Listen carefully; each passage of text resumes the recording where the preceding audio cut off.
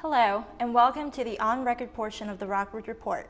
I'm Sage and I'm joined with Tony Russell, the Executive Director at Kiln Theater. Thank you for joining me. Thank you for having me. Nice to be here. Thank you. Can you tell me a little bit about Kiln Theater?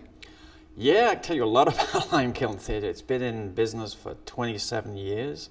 It was started by Don Baker and Tommy Spencer. And it's really an amazing place. I mean, it was a rock quarry, and they decided to be a perfect place for an outdoor theater.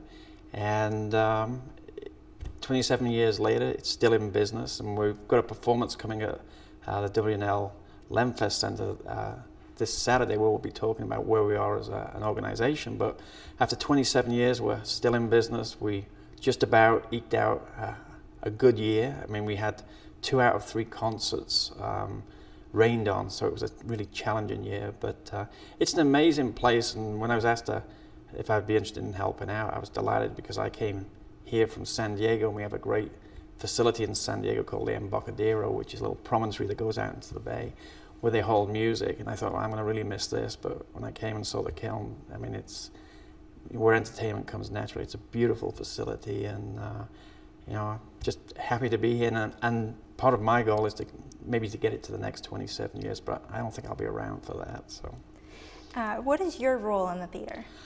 Well, everything from, I mean, it's ridiculous. I'm the only employee, but it's so much fun. I'm the executive director, so I set the strategic direction. I also clean the bathrooms, you know, I book the acts. I mean, if something's wrong, I help park cars. So really my thing is that really make sure that the season's put together, you know, the season's implemented, and the patrons, the people who support us, you know, get a good season and see good theater. So when I came into the job, I thought it would be a part-time job, because it's only open May to September, but it's a full-time job, and you know, 18 hours a day is during the season is normal. So, but I got to say, it's so much fun. How does the theater decide what to put on? Well, our mission is to celebrate the heritage of Appalachian culture. So that tends to lean us towards Appalachian theater and Appalachian music. And Appalachian music has been one of the foundation stones of Americana music. So that's kind of our guiding principle. And that's part of my job too, is to find performers, plays, and musicians who will be consistent with our mission and provide good entertainment. So I'm not looking just for good musicians, I'm looking for good entertainers too. So I scour, you know, the internet for who's available, go to shows and that kind of thing, and then book people. And we have a review committee on the board, and we look at people, and you know, maybe this group isn't exactly consistent with our mission, so they won't come in. And then we're always looking for theater that is consistent with the mission. There's an awful lot of Appalachian theater.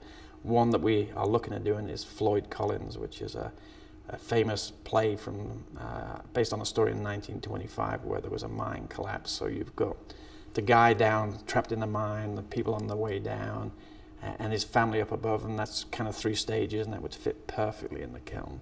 So we find things that are consistent with the culture, the mission, and the facility, really. And it's a challenge, and I think, you know, when I first came, as I said, you know, the Kiln does amazing things. That's what I was blown away with, and so that's my challenge now, to keep that kind of thing going.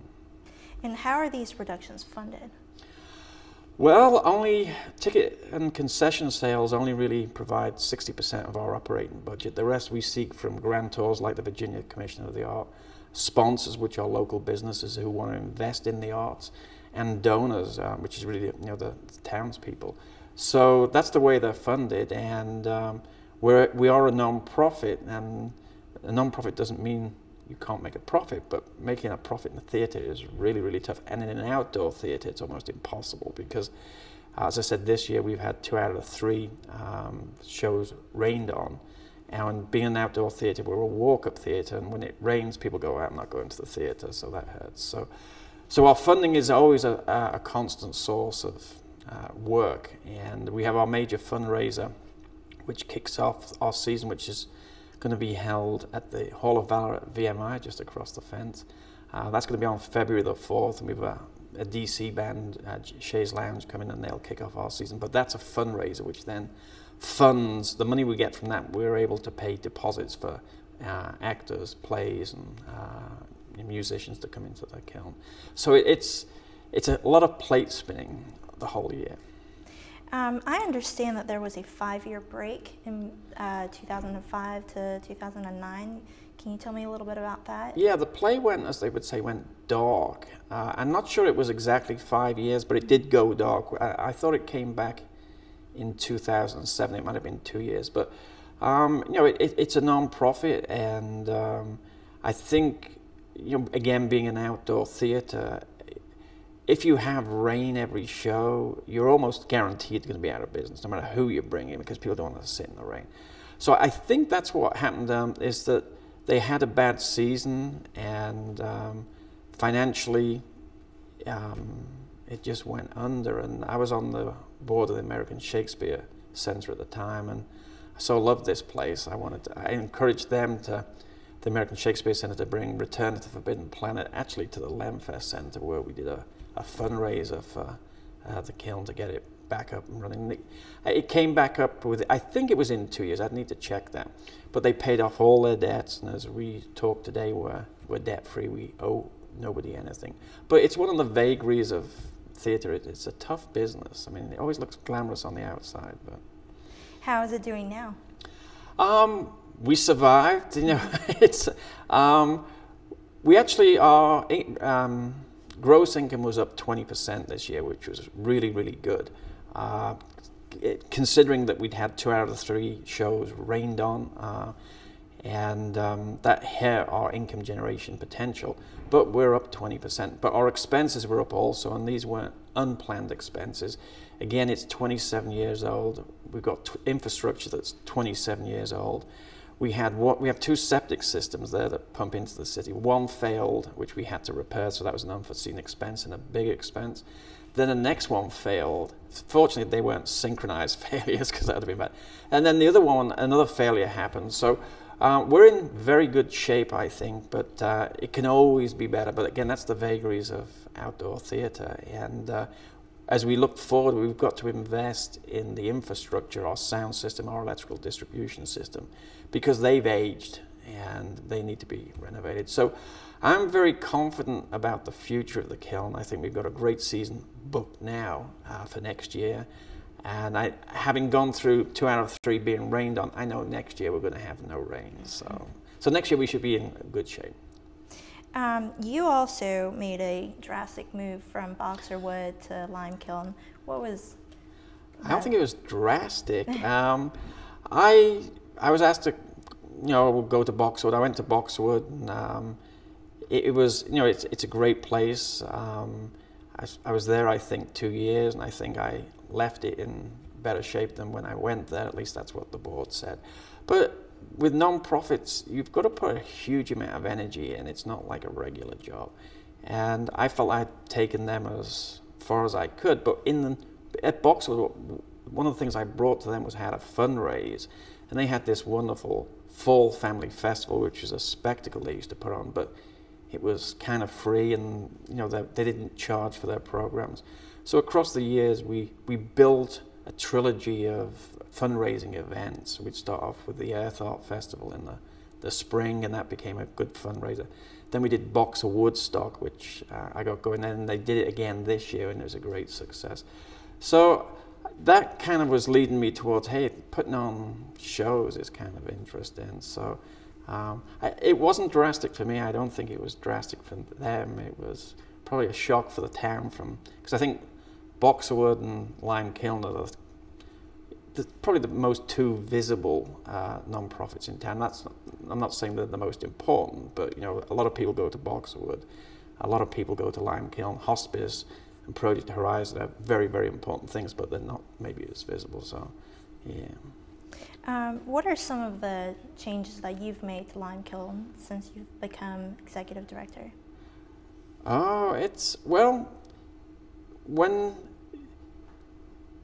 trying to run it more like a business, because I think in a certain sense we for instance, we'd have performers come into town, let's say a band come in, and we'd pay them a guaranteed income, and they could go and play they'd go and play in Roanoke for free, and we attract people from Roanoke. So I've just been trying to, yeah, and to me that's wrong. It's like, I'm not going to give you a guarantee if you're going to play somewhere else for free. I don't mind sharing the gate with you.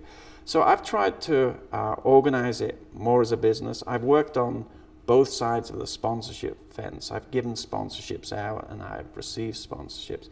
So I've tried to partner with local businesses for them to sponsor a lime kiln event, and it worked hard to make it worthwhile for them. So I think the difference between maybe what I have no theater background, no artistic background. When they asked me to come here, I said, hey, I don't direct anything.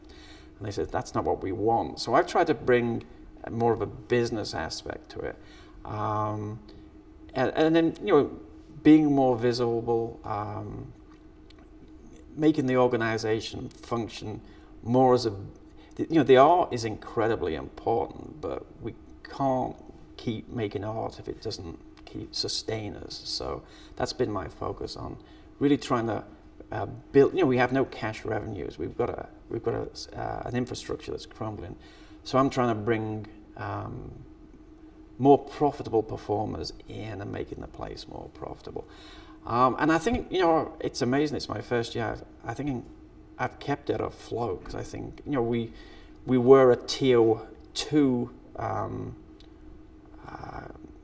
Facility by the Virginia Commission of the Arts. They give you grants towards your operating costs, and we were heading to a tier 3, and that was a function of lack of strategic direction, I think. Now we're back up to a tier 1, so we're one of the highest rated theaters. So that's what I'm trying to bring, but it's not there yet, and it's a long way to go, and this is going to be a many-year project, but I think we've got a good foundation. The board has been tremendous in helping it move from when it was dark to now being a shining light again. So it's going to be a long, hard journey, but it's going to be interesting. Well, this is all the time we have today. Thank you so much for joining me.